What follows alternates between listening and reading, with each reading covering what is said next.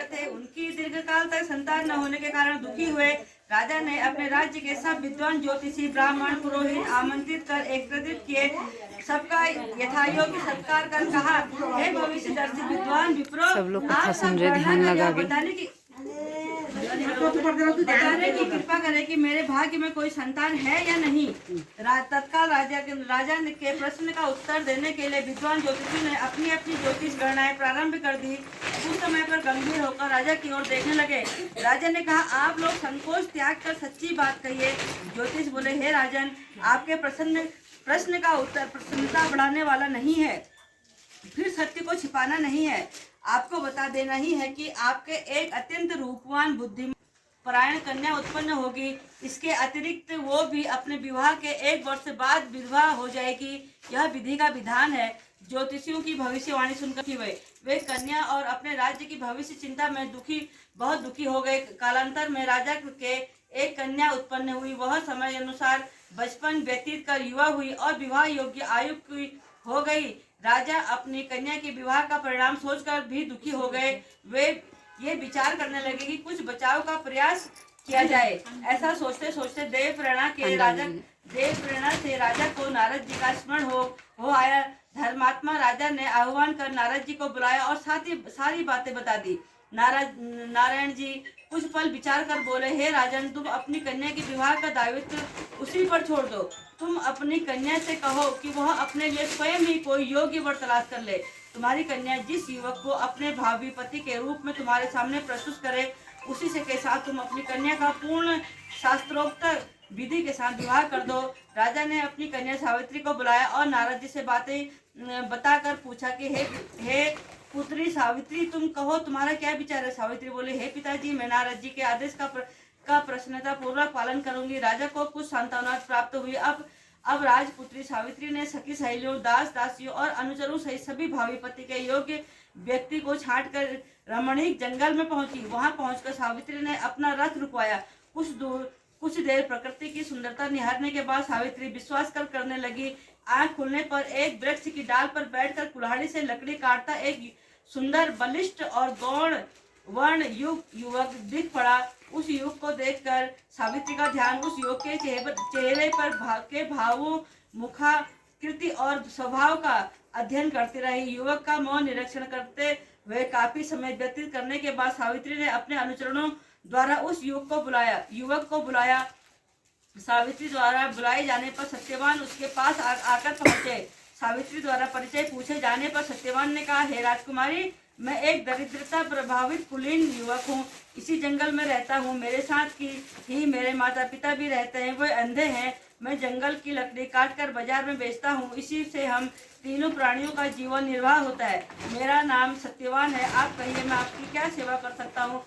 उस सत्यवान नामक युवक की शालीनता, शिष्टता और स्पष्टवादिता से सावित्री बड़ी प्रभावित हुई। उसने युवक के गुणों से प्रभावित होकर उससे विवाह करने का निश्चय किया।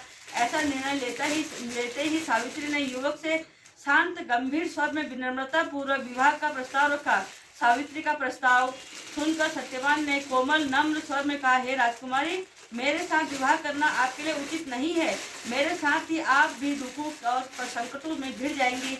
इसके बाद सावित्री बार बार विवाह का आग्रह करने लगी। सत्यवान तरह तरह से समझाते रहा, लेकिन सावित्री के हठ करने पर सत्यवान ने कहा, समीप ही मेरी कुटिया है, वहाँ मेरे माता पिता हैं, आप उनके पास चले। अच्छा हो कि यह बात उनके सामने हो। सत्यवान प्रस्ताव से उत्साहित होकर सावित्री को उसकी कुटिया में गई। वहां सत्यवान के अंधे माता पिता ने भी सावित्री को हर तरह से समझाया, पर सावित्री ने अपनी ओर से उन्हें तरह तरह के आश्वासन देकर कहा कि विवाह की स्वीकृति प्रदान करें। यह सफलता प्राप्त कर ली। सत्यवान ने भी विवाह के लिए स्वीकृति दे दी। सत्यवान की कुटिया से लौटकर सावित्री अपने पिता के पास पहुंची और संपूर्ण वृत्तांत बता दिया। सावित्री अपने माता पिता से वार्तालाप कर रही थी कि उसी समय नारद जी आ पहुंचे और बोले, तुमने अपना पति किसे चुना है। इस तरह सावित्री ने पुनः सारी बातें नारद जी के सामने फिर दोहरा दी। नारद जी बोले, सत्यवान एक गुणवान, रूपवान, सदाचारी, सज्जन युवक है, परंतु विवाह के 1 वर्ष बाद ही उसकी मृत्यु हो जाएगी। इसलिए हे सावित्री, तुम अपने लिए पुनः किसी अन्य व्यक्ति को चुनो। सत्यवान अल्पायु, कम उम्र वाला, कम उम्र में मरने वाला है। नारद जी की बात सुनकर सावित्री बोली, हे नारद जी, दैव भय से मैं धर्म विमुख नहीं हो सकती हूँ। हिंदू नारी जीवन में एक बार अपने पति का चुनाव करती है। मैं सत्यवान को अपना पति चुन चुकी हूँ और वचन भंग का पातक नहीं करूंगी। नारद जी ने और सावित्री के पिता ने उसे तरह तरह से समझाया, पर सावित्री सत्यवान से ही विवाह करने पर दृढ़ होकर नारद जी से कहने लगी कि नारद जी ने कहा कि तुम्हारा कल्याण हो, तुम्हारा जीवन सुखी हो। नारद जी आशीर्वाद देकर विदा हो गए। सावित्री की इच्छा अनुसार उसके पिता ने उसका विवाह सत्यवान के साथ कर दिया। सावित्री को ज्ञान था कि 1 वर्ष बाद उसके पति की मृत्यु हो जाएगी। ऐसे में यदि शंकर जी को प्रसन्न कर लिया जाए तो विधि के विधान पर भी विजय पाई जा सकती है, क्योंकि शंकर जी के विषय में प्रसिद्ध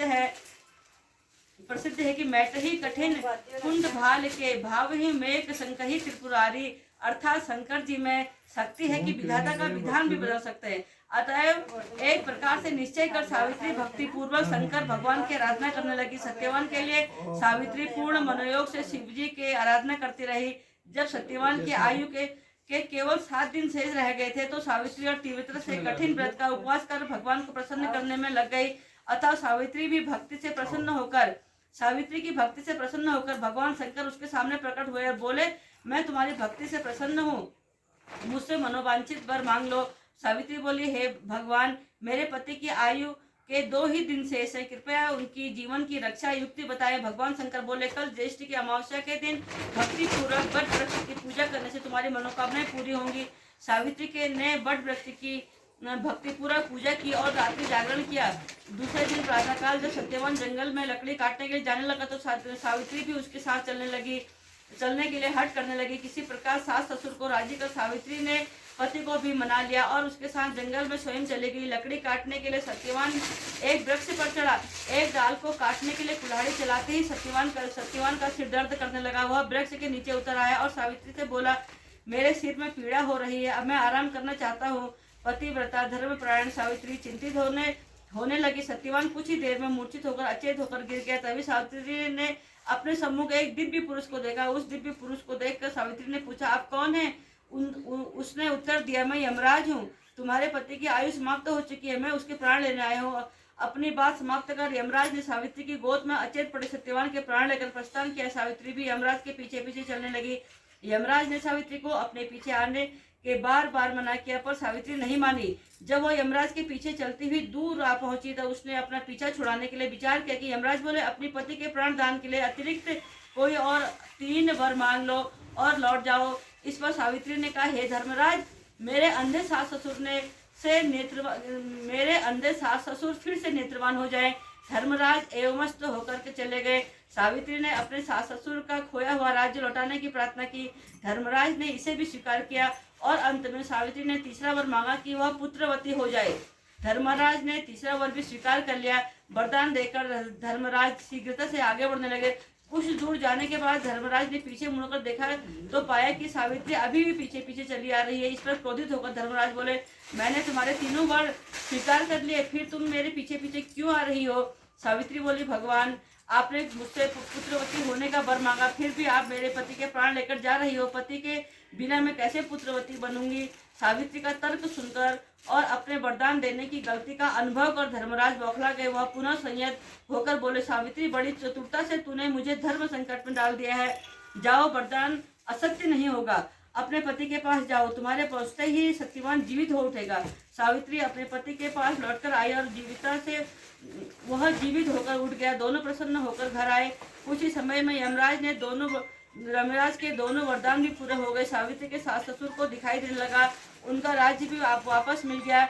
यह सब बड़े सायत अमावस्या के व्रत का प्रभाव था। इस व्रत के सर्वप्रथम सावित्री ने मनाया, अतः इस व्रत का दूसरा नाम एक बट सावित्री बटम भी हुआ है। हे भगवान, जिस प्रकार आपने सावित्री को अटल सुहाग दिया है, वैसे ही सबको अटल सुहाग देना जो आपका भक्ति पूर्वक व्रत करे। सावित्री के पिता को पुराने श्राप से मुक्ति प्राप्त हुई। सावित्री के पिता अश्वपति को भी 100 पुत्र प्राप्त हुए और सावित्री सत्यवान ने भी 100 पुत्र प्राप्त करके दीर्घायु तक राज्य को भोगा और अंत में वैकुंठ सिधारे। प्रत्येक सौभाग्यवती स्त्री के लिए यह व्रत करना अति आवश्यक है।